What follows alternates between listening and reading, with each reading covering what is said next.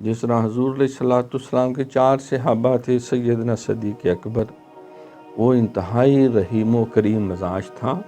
سرکار نے فرمایا کہ ارحم امتی بے امتی ابو بکر، کہ جو میرے امت میں سب سے زیادہ میری امت کے حق میں مہربان ہے، مشفق ہے، تصدق کرنے والا ہے، وہ ابو بکر صدیق۔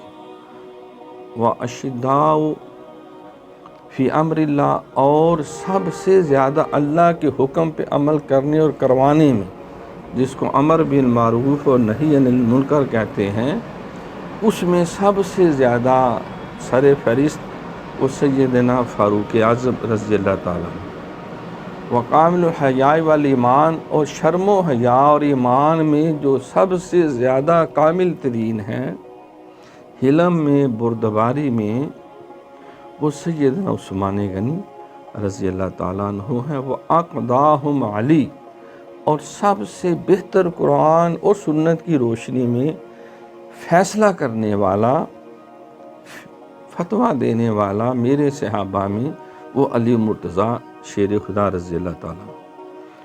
اور اسی طرح کچھ دیگر صحابہ کے بارے میں بھی ارشاد فرمایا، میری امت کا جو امین ہے وہ ابو عبیدہ ابن جراح ہے، اور سب سے بہترین قاری جو ہے وہ حضرت ابی بن کعب ہے رضی اللہ تعالیٰ عنہ۔ اور علم فرائض کو بہترین سمجھنے والا میری امت میں، میرے صحابہ میں، وہ حضرت زید بن ثابت رضی اللہ تعالیٰ عنہ ہیں۔ اور حکومتی معاملات میں اچھے طریقے سے احکامات شریعت کو نافذ کرنے والے حضرت معاذ بن جبل رضی اللہ تعالیٰ عنہ ہیں۔ اور حضرت عبداللہ بن عباس رضی اللہ تعالیٰ عنہ کے فہم قرآن کے لیے آپ نے دعا بھی فرمائی۔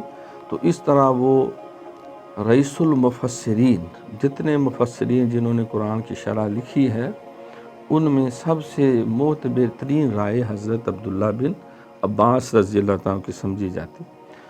تو حافظے میں سب سے زیادہ انہوں نے درخواست بھی کی تھی حضرت ابو ہریرہ رضی اللہ تعالیٰ۔